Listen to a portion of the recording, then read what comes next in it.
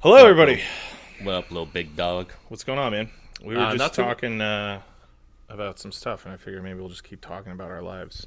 Yeah, yeah. Yeah. It's the snow outside. Well, I mean, we haven't recorded since then? Yeah, I got fucking absolutely bukkakied by snow. I know, A couple weeks ago, over 3 feet. I have to send you a good pic. That's been Evan's favorite thing to talk about, and I would feel the same Yeah. way. And I have to ask you, you must feel like a certain sense of like I would say masochistic pride.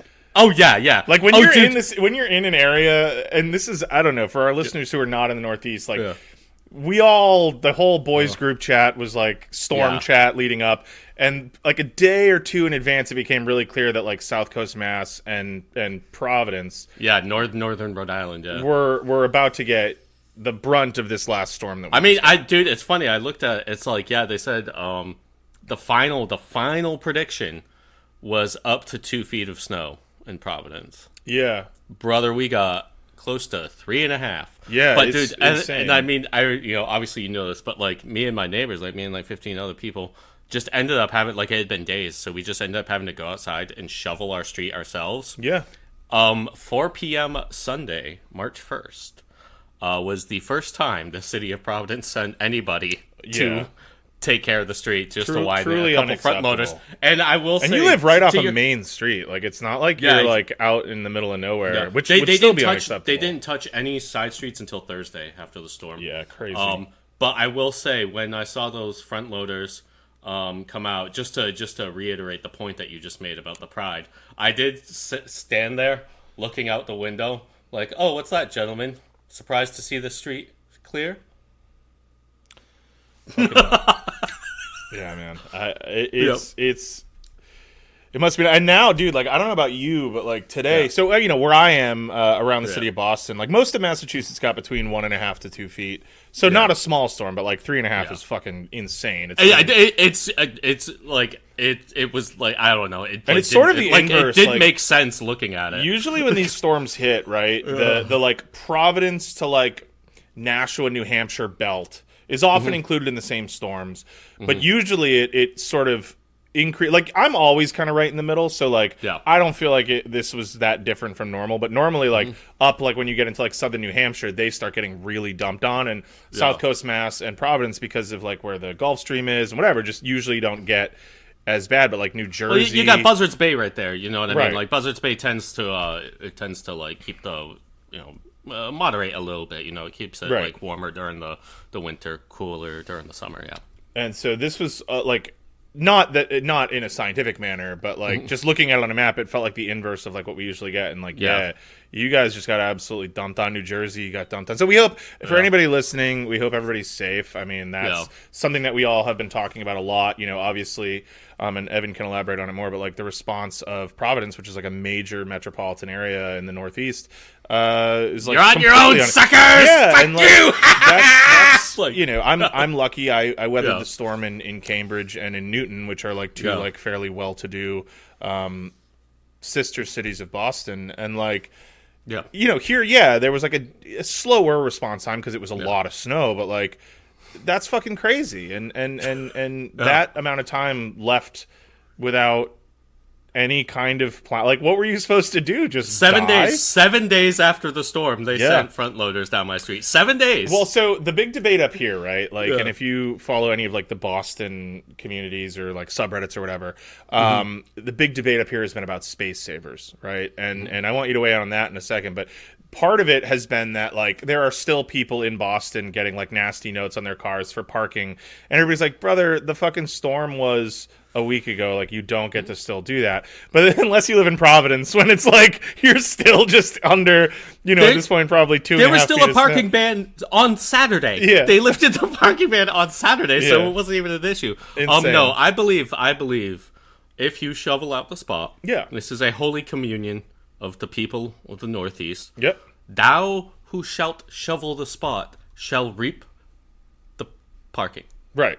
Like, I agree. that's with you. just that. I mean, that's just. I'm sorry. That's just fair. Like, now, if somebody leaves the spot open, okay, you can take it.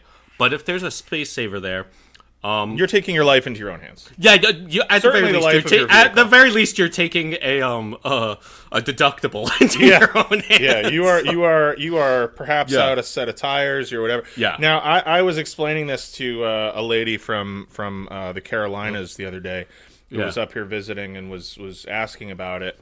And I was, explaining like exactly that. Look, and actually, in the city of Boston, with the exception of the South End neighborhood of Boston, it is legal to use a space saver. So not only is it culturally encouraged, but in Boston itself, it is legal for up to 2 days after a snow emergency to use a space saver. Now, a space saver can be a road cone you found in your possession, it can be a chair, whatever. Everyone in Boston knows if you pull up to a parking spot and there's an object in it, you better keep driving. Just keep driving. Yeah, and there are lots of examples of people moving a space saver parking there anyway. So again, if you're in Cambridge or you're in Newton or if you're in the South End, it is not legal there, so you have no real recourse to do it. But the city isn't around That's no law, dude. arresting no people. Law. At a certain point, like in law. Cambridge, the DPW will go around and pick them up and throw them in the garbage truck. Trash, man. Well, they just do it on trash day. If they drive around on trash day and there are space savers, they'll take them. But it's like it's like you said, it's like the holy covenant of New Englanders that you really don't fuck with that. Evan and I used to live in New Bedford. You really don't fuck with that in New Bedford. Yeah, seriously. People will thing fuck is, your it car already sucks to park and drive in these places. Yeah. You add the snow. I mean, it is like this is like a calculus that you will have to do about literally everything for like at least a week after a storm. Yep. Is like just how worth it is it for me to go out and get food if I have to deal with these parking in these streets? It is a holy covenant. You do not fuck with the space saver. Dude, the day after this last storm, I work at a bar, and we opened the day after. We were closed during the storm, obviously, but we opened the day after. And I reached out to my boss, and I was like, listen, what day do I gotta pick up to not come in tonight? Because I would rather do just about anything than... I had a primo spot right in front of my girlfriend's apartment. And I was like, I would rather do a double on the worst fucking day of the year than come in today. And she was like, I got you. Like, no worries. But... yeah, it's like the mental arithmetic that you start doing about like how to get out of having to fucking... how many days can I go without, without income, groceries? Income as well, Anyhow, the storm is gone, but we hope that you are all, especially those in like this Northeast corridor, are safe and are well, and our Cape homies as well, because the Cape got dumped on. For days, they were still like over 80% of the Cape without power. Which is, people die. For those of us who live in warmer climes, you might not consider that. But yeah, in 2026, there are still people who are regularly dying during snowstorms. It's often the elderly, people who are most vulnerable in society. And when the heat goes and it's hard for family and friends to get to them to check on them, folks perish. So... whatever. You talked about you guys shoveling your own street. Like, that's cool, right? Mm-hmm. But it's like hearing about these quote unquote feel good stories where it's like, oh, look at all the people at this Walmart pooled their sick time so that their coworker could get cancer treatment, and it's like, that's not. Yeah, that's not good. We're not supposed to have to do that. Oh, yeah, and also, like, by this point, too, I had already been shoveling for, like, 5 or 6 hours that day. I was worried about you, man. That was I was like, I might die out here. You're a strong guy, but like, my girlfriend was telling me, like, she was like, tell all your friends, because she's a nurturer, she's a taker. She was like, I'm worried about all of you boys shoveling this year, and I was like, dude, I'm worried about Evan. Like, you're a strong guy. I know that you like lift and you're 3 feet of snow is 3 feet of snow is 3 feet of snow, brother. Dude, that's what I'm saying. Like I was like, I remember when like some other guys next door, they started doing the street, and then like I was out there trying to like clear part of the driveway, and I was like, all right, I guess I'll help them. And then we get in there, and there was like an hour and a half into it, and one of them was like, get the Buchanan. And this was like, Kai goes inside, comes back out with some kind of whiskey for us all to do shots. And I was like, brother, oh, Buchanan. I'm drinking. They're Hispanics. They're like, Buchanan, get the Buchanan. But I was just like, brother, if I drink anything other than water right now, you are going to be dragging me out of the street. Yeah. Anyway, I don't know. Yeah. So we just got to avoid having heart attacks, and that's Yeah. also a good warning for all of you folks out there. Because in addition to being like strenuous physical labor, especially like this last storm was very wet snow, it is inherently stressful to be shoveling. And so, like, I feel like as men specifically, we are very prone to. You're already doing a hard thing, but it's not like you're like out for a fun hike or whatever. You're also sitting there being like, "Fucking stuff." Oh yeah, just sweat. Yeah, and so it's a really bad recipe for just keeling the fuck over. Yeah. Yep. So all that to say, snow sucks. Welcome to Left Unread.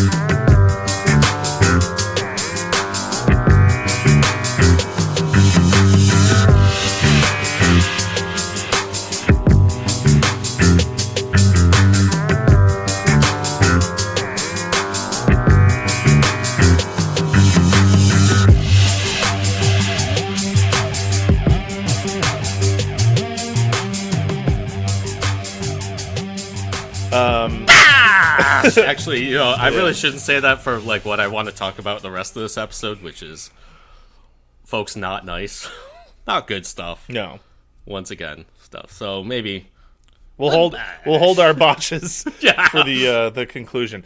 It's been a really tough couple weeks.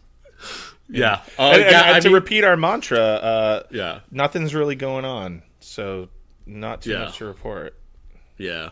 No. Yeah. Unfortunately, the blood sucking. I mean, just the half wits, dullards, drunks, and otherwise, just rightly lambasted. Again, just the fucking dullards that run this country. They are once again, unfortunately, just. I mean.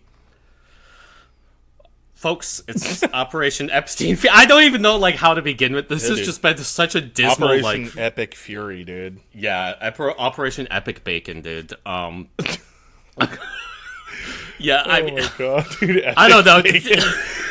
It's dude. I feel like I like bacon as a food less because of the fucking. Oh, I 100% do. It like changed bacon for me to have everything. Yeah, the Epic Bacon. Yeah, the when does the narwhal bacon years just like when it became like a Reddit food and like people would wear T-shirts that they got at Newberry Comics and Hot Topic that were like bacon, like fuck yeah, bro. Like, do you ever?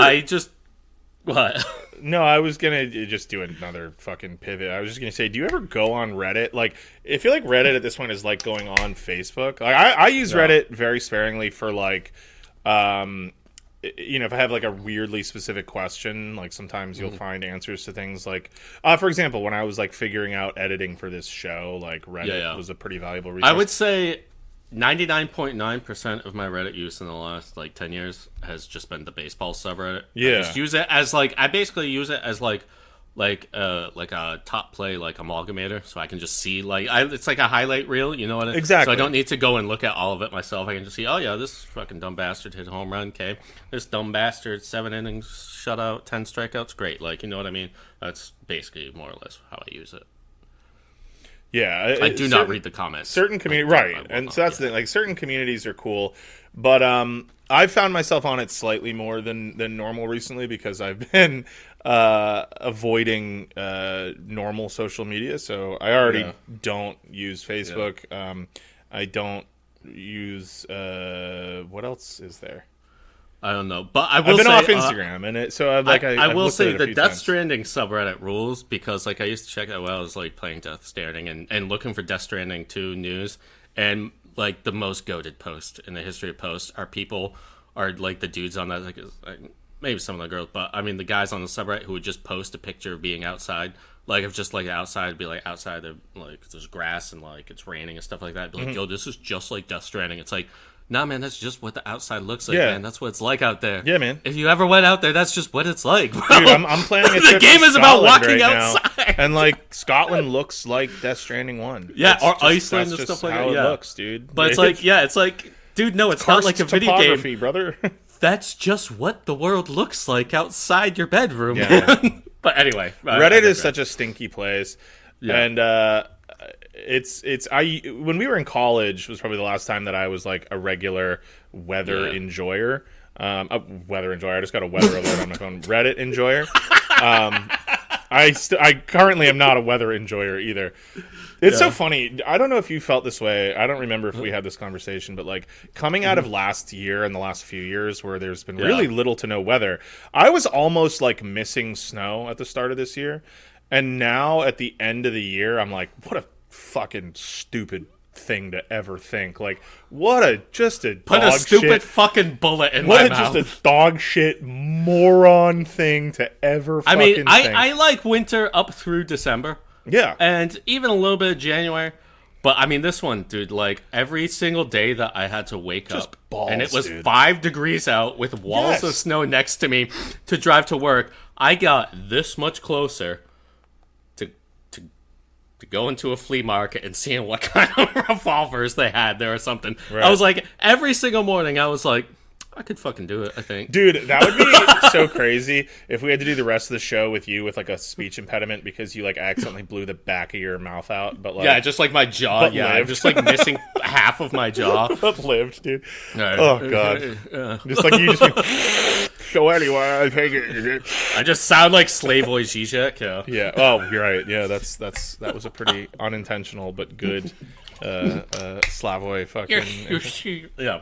Anyway, the Hegelian dialectic is such that of course, the people must think that how you say it. Yeah. So anyway, I don't even fucking know what I'm talking about. You know what movie I watched recently that is so sick? No, and I don't care. Come on, man. That's like your thing is fucking okay, sick fine. Movie. You're the sick movie guy. Total Recall, dude. Oh yeah. Oh, the original. Yeah. So fucking good. I hadn't seen it. The remake is pointless. But I've never the original seen it. One, no reason. Oh, yeah. Dude, peak Arnold cinema. Open your mind. So good, dude. Open the 3 titty chick. Yeah. And they're fucking awesome titties. 3 of them. Yeah. Benny, the fucking traitor mutant who like comes at them with a fucking like mining drill, and Arnold just like picks up a fucking handheld drill and just drills through the thing and kills it. It's such an insane movie.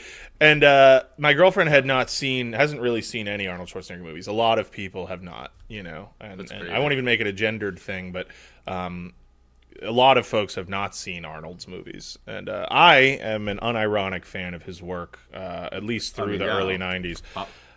After that, I'm an ironic fan of his work, but I'm an unironic Arnold stan, much like I'm an unironic Stallone fan up through like 93. And so many good fucking movies. And I just remember like there's a scene at the beginning where it's like him and he's supposed to be a construction worker. And this is like 1990. So bear in mind, Arnold is like in his 40s at this point, yoked out of his fucking brain still, way smaller than he was at his prime, like even smaller than he was when he was in like the first Terminator, Conan, whatever. And he's sitting there jackhammering, no sleeves, just holding a jackhammer. And she's looking at it, and she looks at me and she goes, "What the fuck, dude?" And I was like, yeah, man, the guy was an absolute... I mean, my favorite part is once you get to those like late 80s, early 90s movies, especially like True Lies and shit like that. It's like he always plays an American, and it's just fucking like hard sold that like the accent is just like they're fine. No, he's a fucking normal American man. It's funny. The only off the top of my head, the only example I can think of where they actually address it is in Kindergarten Cop, which is a movie I love. And there's a scene where one of the parents is like, "What's up with your accent?" And he goes, "I was born in Austria." And it's like, dude, so easy. It took 3 seconds. He goes, I was born in Austria. I've lived here since I was, like 20. And like, that's it. Yeah. And it's like, come on, just fucking do that. Because otherwise it's like, I was actually about to quote True Lies, but like he's like, I'm Detective John Kimball. John Kimball, dude, not Johann fucking Kimful or something like. Von Kimmelschmitz. Yeah, dude. You know, a fun trivia fact that you might already know is he wasn't allowed to do his own German dub for Terminator. Yeah. Because he sounds like a yokel. Yeah, dude, his accent is so fucking backwoods redneck. It's like redneck Austrian. Yeah, they're like, why would a futuristic cyber machine sound like a fucking dumbass? Also, his dad was a Sturmabteilung stormtrooper. Oh, there you go. He was in the SA. Yeah. Well, Yeah. a lot of guys were, you know. It's anyway, but no, I do want to talk about the big thing going on right now, which is as much as I could talk about Arnold movies for well over an hour. I do. What we need to talk about is more like the plot of a Stallone movie. It's kind of like a Rambo type of something that Rambo would. No, yeah, Rambo, yeah, not First Blood, but no. Oh yeah, no. Yeah, First Blood, great, fucking amazing. First Blood. The first films in both of his my like big series, not counting the Expendables. The first films in the Rocky and the Rambo series are like fucking unimpeachable. Yeah, like two excellent movies. Yep. He himself, actually, you know, this is a thing the real Sylvester Stallone and certainly his brother Frank Stallone most assuredly support. Which is just like, once again, just like the absolute criminal like bombing of Iran. Yep. Which is, I mean, you know, I don't really mean to go in through the whole history of it. I mean, we had an episode years ago that I did where I talked about the overthrow of Mohammad Mossadegh, which brought the revival of the Shah to Iran. And then obviously, what's that? I was saying, dude, it's like we're fucking playing it all over again. We're playing the hits right now, baby. Yeah, playing the hits. And then, you know, obviously, the Iranian Revolution overthrew the Shah in 1979, and this has pissed off Israel and the United States to great deals since. And, you know, for whatever else you will say, I know there was just an episode where we recently talked about it, and our thoughts on Iran and whatnot. But whatever else you can say about the government of Iran, I mean, the big problem with Mohammad Mossadegh was that he nationalized the oil. Yep. What was that? The Anglo-Iranian Oil Company, which is now became BP. British Petroleum, yeah. Yeah, BP now. You know, those oil companies are always changing their names to get out of the crimes that everybody knows that they've committed at different times. Like Texaco, you know, Deepwater Horizon, which is now, Deepwater Horizon, yeah. So, you know, this happened, and I mean, this is basically the same problem that the Israeli and American governments have with Iran today. I mean, Iran has been trying to get into the American sphere of influence since the 90s. Obviously, in the 80s, after the Iranian Revolution, the United States backed Saddam Hussein and his first mistake, which was that they basically helped him go to war with Iran in the Iraq-Iran War. As per usual, when you do the bidding of the U.S. as a smaller regional power, you usually end up on the wrong end of the ire of the United States. So you obviously have the Gulf War in the 90s. Iran trying to get on the United States side then doesn't go through. 9/11 happens, you know, that's when I will say at least two Middle Eastern countries that I will not name, but certainly not Afghanistan or Iraq, you know, take part in the bombing of the World Trade Center, or the 9/11, the plane. You know, if you've seen this, you've heard about this. The plane's going into the World Trade Center, which then unleashes the ire of George W. Bush and the neocons who explode into West Asia and then the Middle East and Iraq. We all know this. You've seen this. You've heard about this. Yeah. Iran has still been the crown jewel of what Israel and the United States want to the horror that they want to unleash upon the Middle East. I mean, this is like. I mean, it's funny too. We've talked about it on this episode. Is that there's for the Republican Party, there's basically like kind of like different factions of hawkism.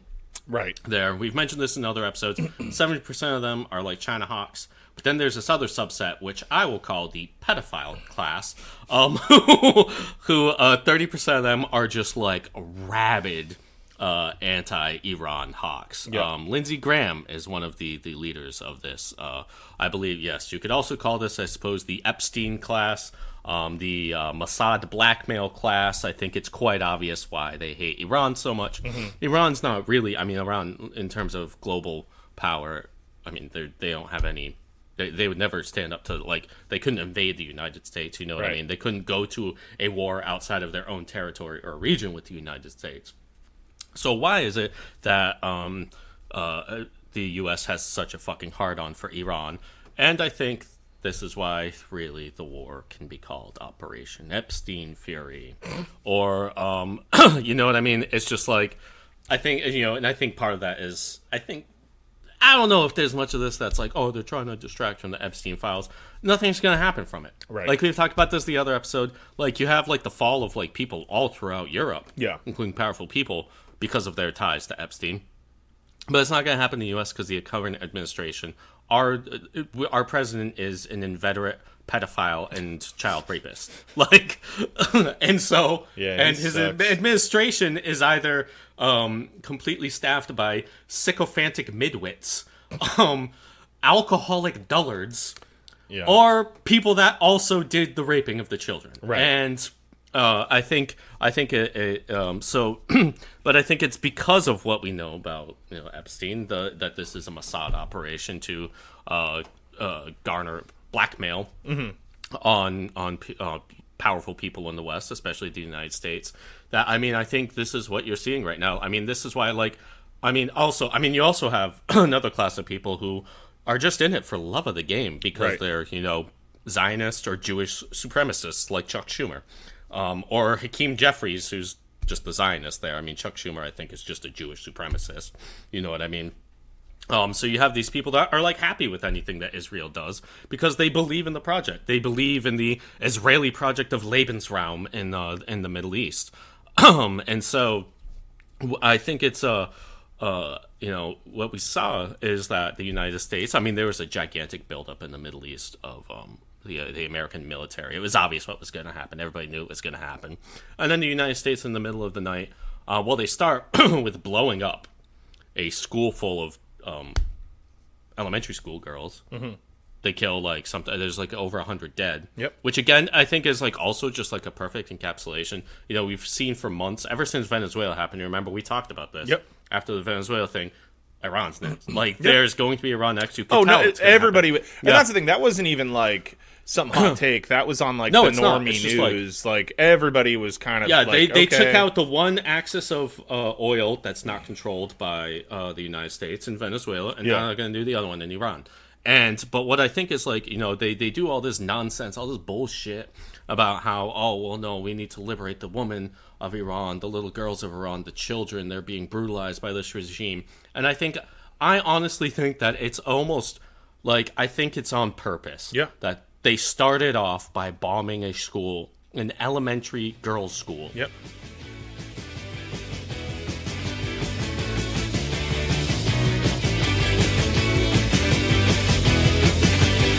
Well, too young to drink and too smart to think. Tigers on his head with the missing link.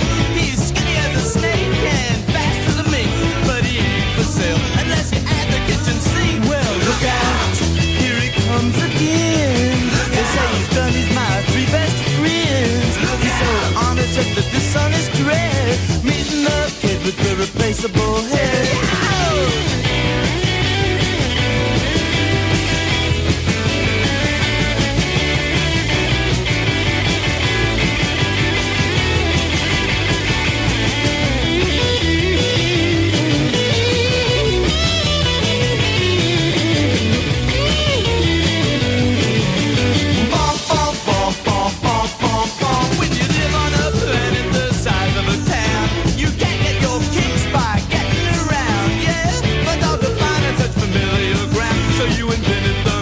It's fresher than found. Well, look out, here he comes again.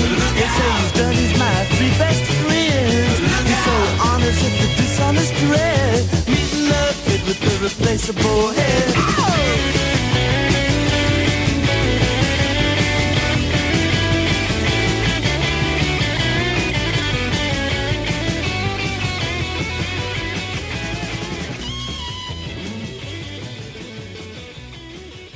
just like, you guys are still gonna fucking eat this up. Like, Yeah. you know what I mean? And not only that, then they killed Ali Khamenei, who was at home in bed asleep. They killed with his like daughter. wife and his granddaughter. Or no, Yeah, sorry, his daughter and his granddaughter. His daughter and his daughter's children, his granddaughters. It was like his whole family. They were just there. And then it comes out that he apparently had prostate cancer and was expected to die soon anyway. Yeah. And so they just martyred him for, I mean, they just wanted to kill him for, the sake of, like, you defied us for this long. This is what you fucking get. This is what your family gets. Right. They killed, like, a bunch of other, like, leaders of the Iranian government as well, including Trump keeps saying people that that they had tapped to take over. Because, like, I think, like, Trump clearly kind of wanted to do the Venezuela thing where they don't do full regime change. You just take out the head and then you scare the rest of the people in the administration enough that they're like, all right, we'll capitulate. Yeah. And unfortunately, it seems like actually Khamenei was probably like the moderating voice in this government. Yeah. And that like the rest of the IRGC and like the military apparatus has probably been itching to do this for a while. And I mean, like, the thing that really shocks me so much about this, the thing that is so maddening to me is like the arrogance. I mean, they assassinated Qasem Soleimani in 2020. They fucking did the bombings against Iran last year. Yep. Not just the ones where they bombed the bases, but also the stuff. There's the other stuff leading into the 12-day war where Israel just took out a bunch of did basically a sneak attack, killing a bunch of Iranian intelligence and military leaders. And it's like these people, like, it seems really by how off guard they're caught by the ferocity of this response that they legitimately believed that they could spit in the face of Iran forever, kill their leader, and still just get away with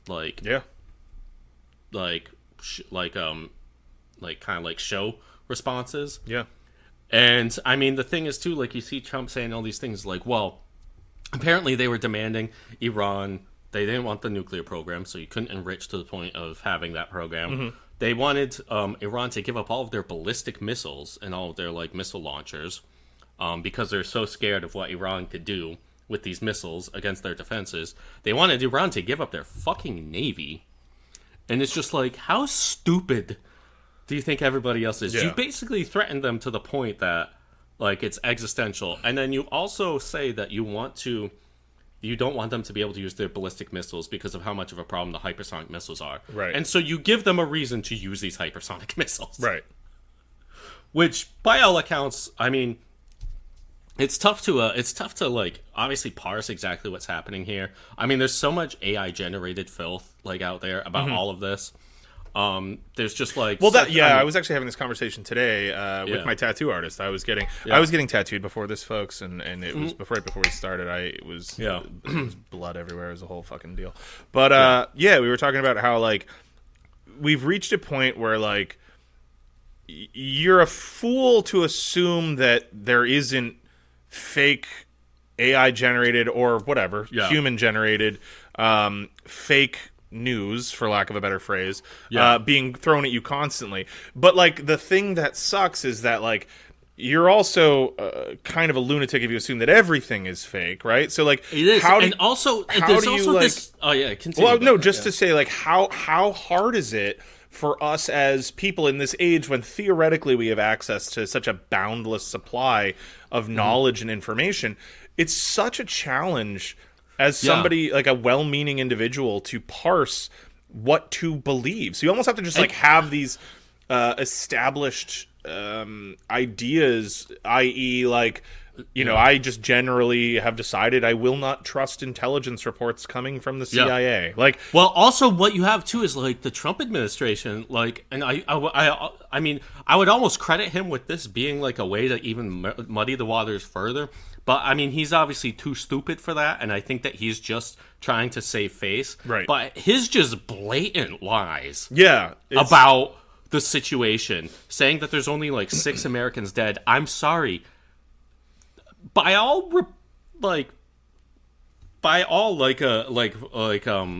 things that can be believed.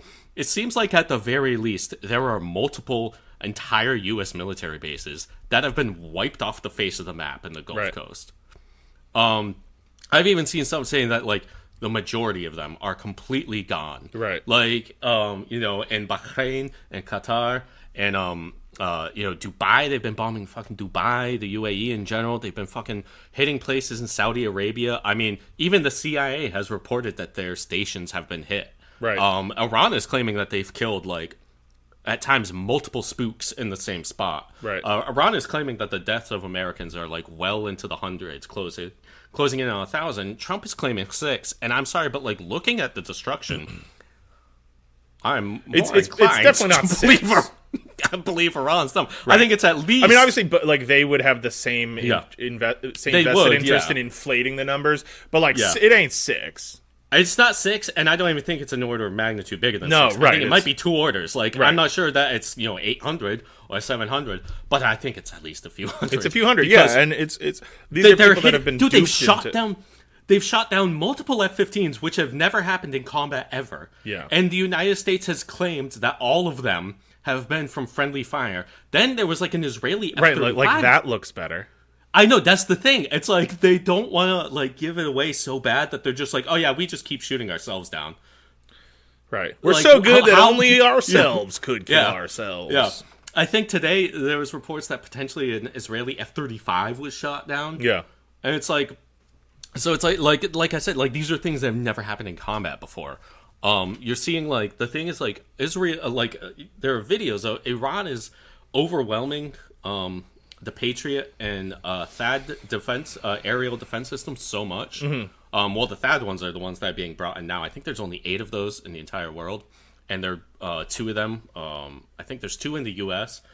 and I think there was 2 in Israel, and then there's some in Asia, and apparently they're bringing the ones in from East Asia to the Middle East. That's how you know it's bad. Yeah. But it's like every like Patriot air defense missile costs like $4 million.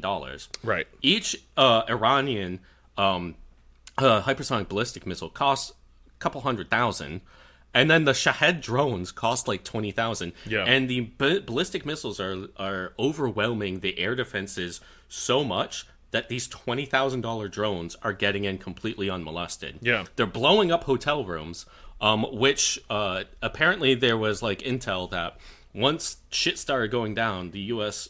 withdrew their soldiers or like, different like military personnel into hotel rooms. And that some of these guys were posting videos from their hotel rooms, and then those rooms got hit. Because, like, Iran already knew that the people were in the hotel rooms. Yeah. But then they're even getting better intel of the exact rooms because these fucking morons are taking videos and posting them themselves. Right. In their hotel rooms. Yeah. There's also, I think at this point it's been confirmed that China is supplying them with high-grade satellite imagery and intelligence. And I think it's also, like, pretty well believed that they're probably supplying Iran with, like high quality, like their like Chinese like targeting systems. Yeah. Which is why these attacks have been so successful. Yeah. Is because like, they're not just, and not to say that Iran, they're like Operation True Promise from last year. Like they were hitting their targets, but also like this is like they're hitting fucking CIA outposts. They're like complete, like, dude, there were videos of like Bahraini uncles going into the fucking bombed out U.S. military bases on mopeds. Yeah. Just taking videos. And like you could see, it's like, dude, this place is fucking washed. Yeah. Like, you know what I mean? This has been happening to like all of these places. And like, apparently this is so successful. The Houthis have rejoined, which by the way, I need to, I've been meaning to do this. I need to give a mea culpa. A few episodes ago, I remember I was talking about, I think it was the last time we talked about Iran. I was talking about how Lebanon and Iran were the only 2 people that did anything about the Israeli genocide. I didn't catch that either at the time. Yeah, at the heat of the moment. It was literally right afterwards. Like, I remember I was like listening to the episode after that. I was like, the fucking Houthis. Yeah. Which I think my point and they've suffered tremendously for it. Well, they suffered tremendous. Then not so much for this. That's the thing. Like, no, for this, no, like, but like what in the Saudi war in Yemen, they became like fucking like bread and fire in that, which is why they're so successful. Like the Houthis can take out like American fucking ships and shit like that, and the U.S. just like backs off and does nothing. Like every time the U.S. goes up against the Houthis win, and part of that is because of this disparity in the cost of doing a war like this. Yeah. Like, and this is why the U.S. everybody with half a brain never actually wanted to do the fucking thing. Yeah. Is because, dude, the price difference in executing this war for Israel and the U.S. is quite literally orders of magnitude more than Iran. Iran can prosecute this war with their $20,000 Shahed drones, with their $250,000 ballistic missiles that they can pump out month after month. They can make these things. Yeah. But it takes way longer for these Patriot air missiles, and they cost way fucking more. And then, like, dude, there's videos of a single ballistic missile evading 11 Patriot interceptors.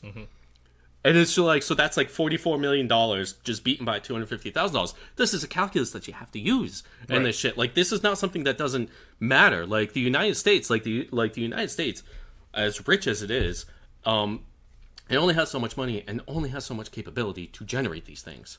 Right. And Iran can generate these things for cheaper, quicker. And this is why, so like now you're seeing Lebanon re-enter the war, and now Israel and the United States are just doing the thing that they do. You know, it's like we say, every fucking accusation is a confession. Like Iran has been striking for the most part military targets. Obviously, they've shot at airports and they shot at hotels, but they've done very targeted strikes that are at specific rooms or specific areas because they know that they're being used by the military of the West. And again, for like Iran, they need to take out the capability for the West to do things. And Israel and the United States, they're just bombing Tehran. Right. The attacks aren't coming from Tehran. Yeah. Like the whole point of doing this is kill as many civilians as you can to hope that like somehow this destabilizes the country enough. But it's like you also see reports that like Iran has like instituted specific command structures to allow like full autonomy for like different, like almost like a decentralized military command where there's like certain orders to come out, but that like each area, like the commander really has like full authority to do whatever they want. And I mean, you're seeing like this is just completely fucking everything in there, and like the Gulf states too. I mean, I think part of it too, like you see, seems like Israel did a fucking false flag attack on a Aramco oil refinery for Saudi Arabia. Iran came out and said that wasn't us, and I think MBS or Saudi Arabia in general just came out and said we don't think that was Iran.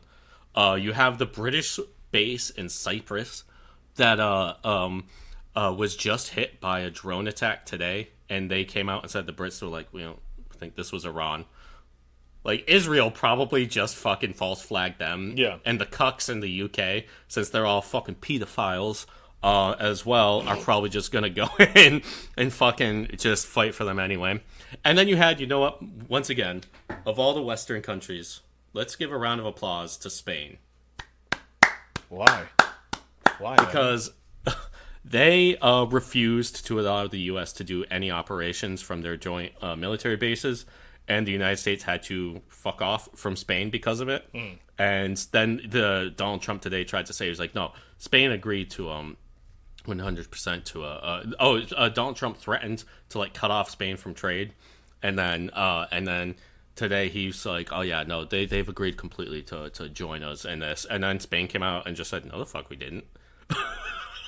Like, that's what I'm saying. It's like, dude, it's just like constant like psychic warfare. As somebody like seeing this, it's just like total horseshit coming from all sides at all times. Yeah, and the deluge of it is so constant that it becomes mentally and emotionally exhausting. Yeah, and so it's like I said, you kind of just have to like, which you and I think. I mean, correct me if you disagree with this, but I think you and I both just tend to, at this point, have, I don't want to say like preconceived notions, but like, for lack of a better phrase, like, you know, you just have to kind of accept certain things as being true often enough that you assume it every time.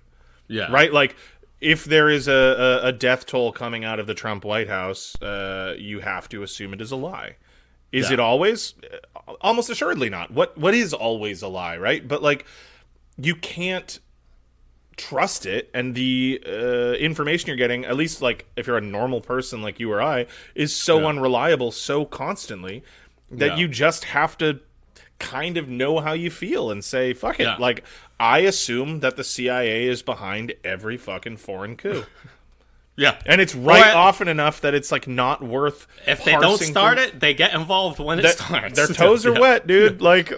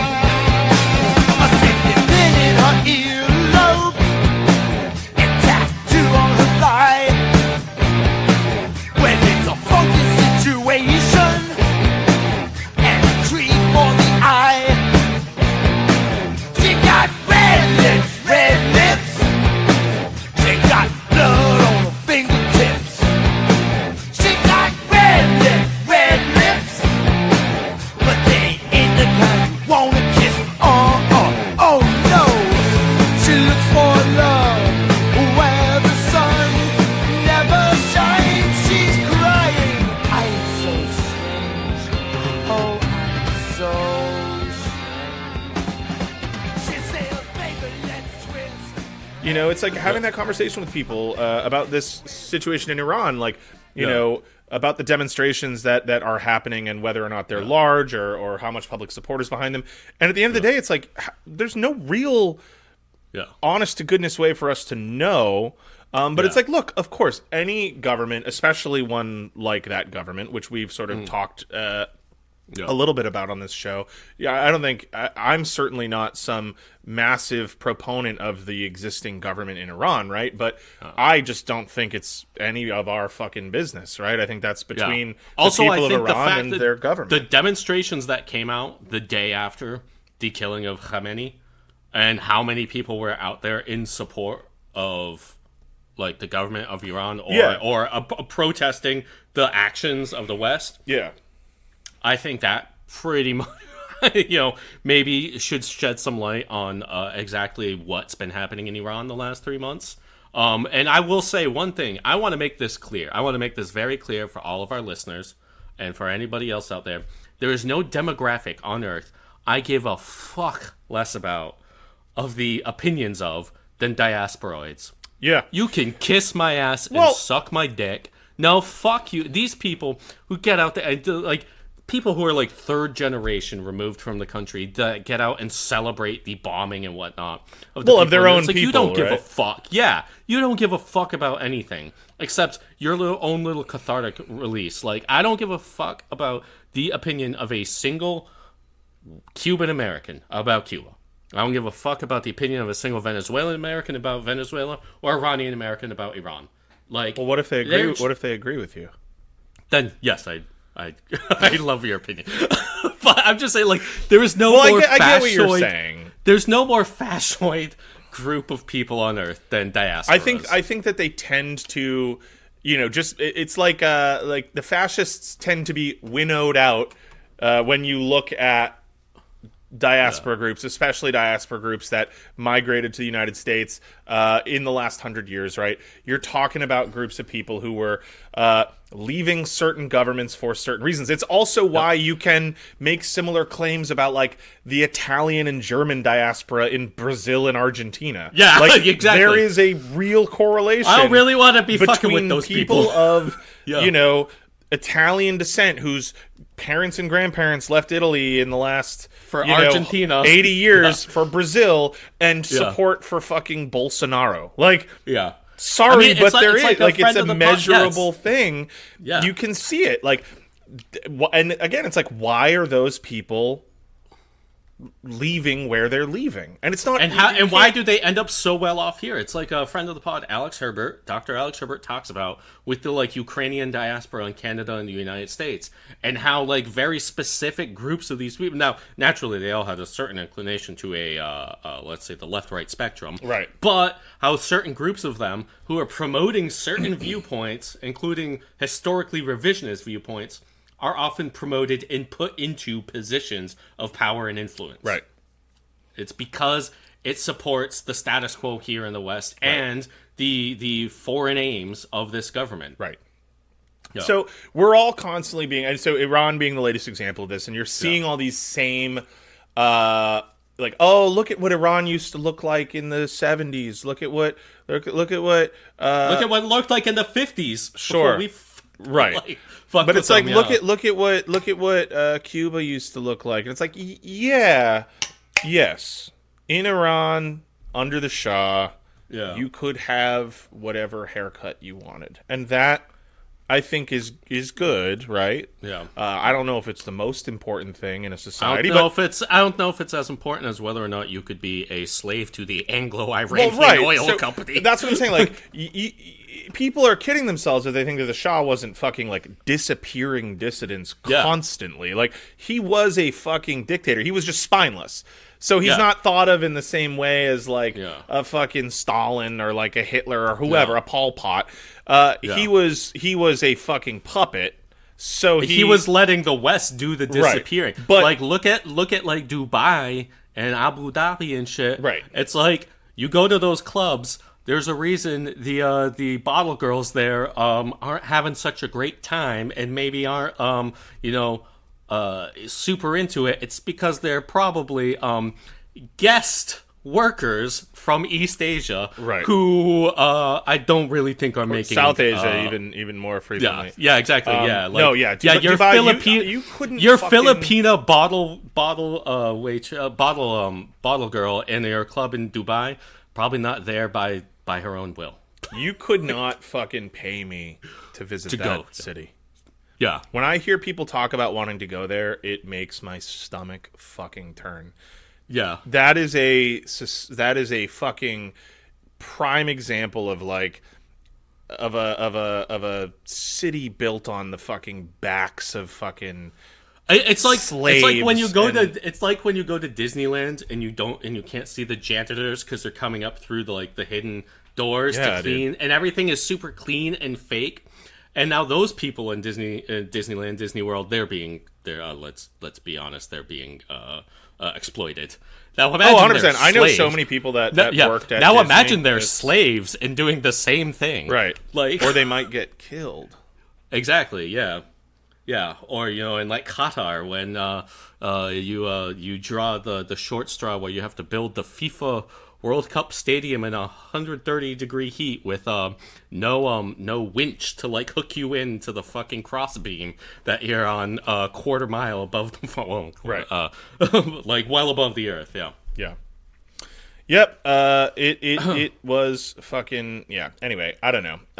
Yeah. To sum up, though, I do largely agree with you. I mean, I wouldn't say I don't care about the opinions of any diaspora, but I understand what I think is your basic point, which is like you just always have to be asking yourself, like, why the fuck are they here? What made what was your grandfather doing when fucking Trujillo was overthrown? What the fuck was your grandfather What color doing? Eyes are your grandfather's? Yeah. Who right? Oh, Giselle Bündchen? Huh. Yeah. That's interesting. That doesn't sound Portuguese or indigenous. Oh yeah. Fidel took your grandfather's business. What kind of What business? kind of business was it? What kind of business was it? Was sugar or gambling involved? Right. Anyway, it's I think that's probably, unless there's any other major topics that you want to talk about, it feels like a good enough place to start wrapping it up. But Yeah. do you have anything Yeah, else I mean, you want to touch on? I just I think snow. Yes, no sucks, Raining dude. death in Iran. Resident yeah. Evil 9 came out, and it's really good so far. If you guys are fans of Resident Evil, which you should be if you're an adult person. What else? Are you a Resident Evil guy? I haven't played a ton of the games. Resident Evil 5, I was like obsessed. You were obsessed with that when I met you. I beat that game on like every difficulty, some Yeah. of them multiple times. I had unlocked everything in that game. I loved that because fucking I feel like game. nobody is like an RE5. Like there are people that like that game, but it's Yeah. like nobody's favorite RE game. Have you played like the remake of 4 or 2 or 3? I haven't played the remake of 4. I played 4, the original one. Yeah, okay. And like, but that's one of my favorite games of all time. Yeah, I never beat it. At a certain point, I was like, it's too spooky. But like, yeah, I did play that one a bit. And then I got Resident Evil 6, and I played that for about half an hour. I was like, this sucks. I think everybody pretends that one doesn't exist. 7 was actually the first. 7 was since 4. The first one that I started played. playing the last one too, Village, and I was having fun with that one, and I just stopped for some reason. I don't remember why. Also a scary game. Yeah, I do. I never beat that game because I got to the part where there was the fucking baby, and I was like, "Get the fuck out of here, dude!" Like I'm not doing this. But honestly, I can be I can be a bit of a wuss sometimes with games. Scary like games. Dude, Dead Space, dude. I remember playing Dead Space, I remember when I was like a teenager, I was playing it. I was like, I'm gonna turn the lights off. I was playing it in my room. Like I still lived at home, and I got like to a certain point, I was like, yeah. I was like, no, I'm right there with you, dude. Those games are scary, and games are worse than movies because you have to be the one to open the door. Yeah. And so what's cool about RE9 is that it's split, right? There's 2 protagonists, which they've done before, but the 2 protagonists' parts are designed to be played differently. So the last couple RE Grace games is like the spooky shit. Yes. And Leon, my boy Leon Kennedy. He's doing karate kicks. And you can decide whether you want to play both in first person, both in third, but the suggested way to play is to play Grace's sections in first person and Leon's in third. Yeah. And the Leon sections are super action oriented. They're still scary, but it's not as much. It's more of the horror, survival horror. And the Grace parts are genuinely scary as fuck, dude. Like I'm in the second little part with her, and I had to stop it today in broad daylight. I had to stop playing it because it was getting me. And I'll do it. I'll get back there and do it. But genuinely scary as fuck. And the part of it is like the sound design. The game looks tremendous, and the sound design is really good. So like because Grace is like a scaredy cat, so the whole time you're walking through, I'm doing okay, but she's sort of like, oh my fucking god! Like every time she jumps, like the character is afraid, and it you can't help it. You like you know, if something happens and the character you're playing goes, what the fuck? Like it doesn't. Yeah, make you're it like, any what easier. the fuck? Meanwhile, Leon Kennedy is like, all right, dude, I'm gonna fucking kill 30 of these zombies in the next 5 minutes, and it's with not. my feet. Yeah, dude. You have like an ultimate gun, like right at the start. That's called, I think, the Requiem, which is the name of the game, and it just one shot explodes anything you shoot.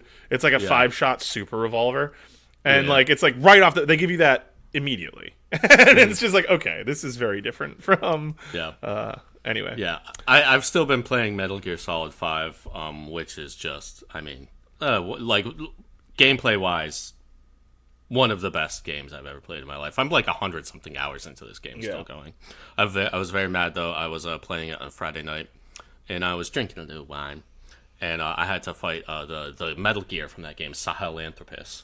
And the first time I fought it, I get, literally, like, it's so annoying. You get its health down, and it's just like fucking got all these different attacks that it's using on you, and you have to like run around the map.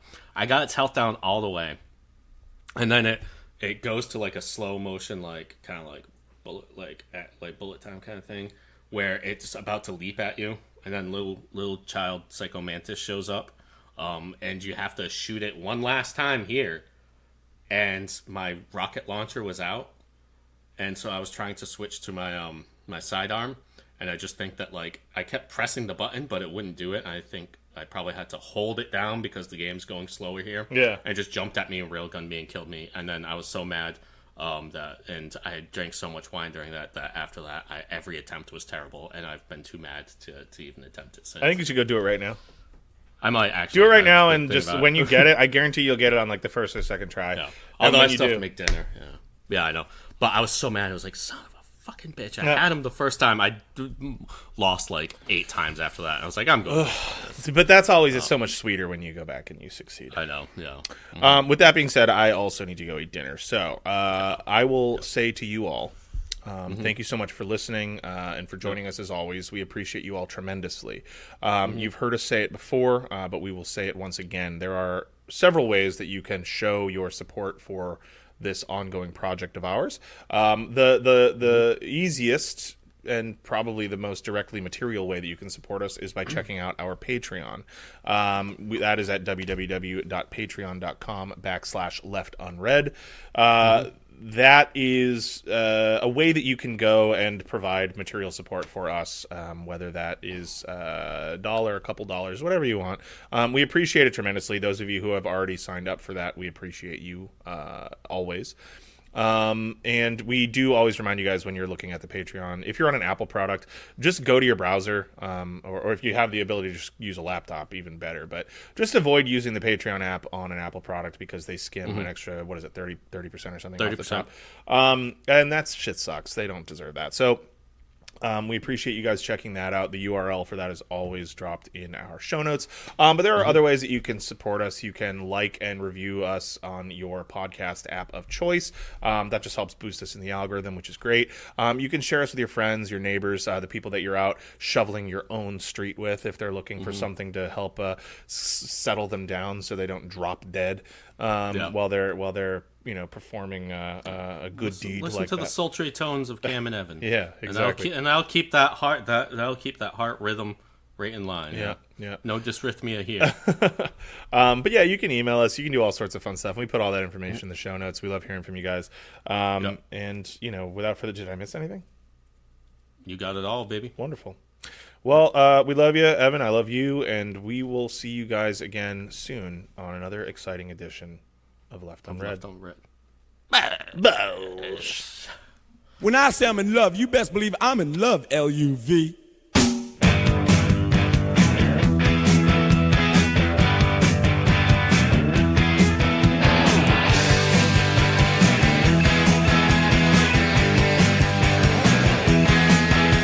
I always saw you just before the dawn, when all the other kids had just dragging along. I couldn't believe the way it seemed to be. Remembering the things that used to say to me. I'm glad you know I can't be wasting time, 'cause I got to have my fun. I gotta get some fun. I got to keep on moving. Can't stop till it's all done. Ain't never done. Well, listen when I tell you, got no time for fits. 'Cause I just got to make it, can't afford to miss. And there's one reason I'm telling you this. I feel bad, and I'm looking for a kiss. Well, won't you tell me why those kids are moving so slow? Is it that they just don't have a place to go?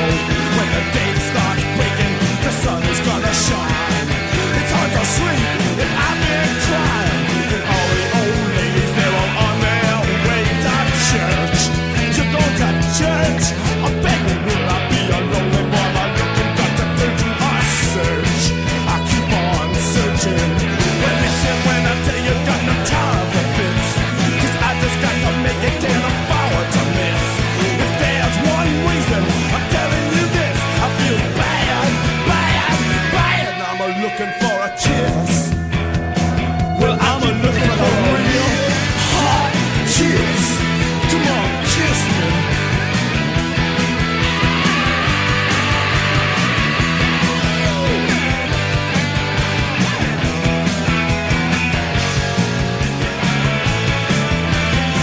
You think it's bad, but you know it's true. So why won't you just look here, baby? When I'm looking for a kiss. When everyone's going to your house to shoot up in your room. Most of them are beautiful, but so obsessed with glue.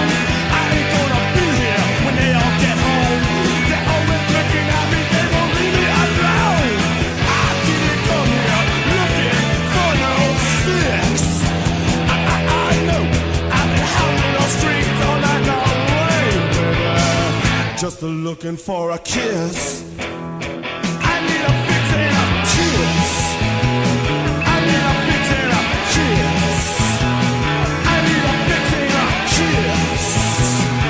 I've been looking for a kiss. I didn't come here looking for no fix. I know I've been holding, moving all night long, baby. Just looking for a kiss.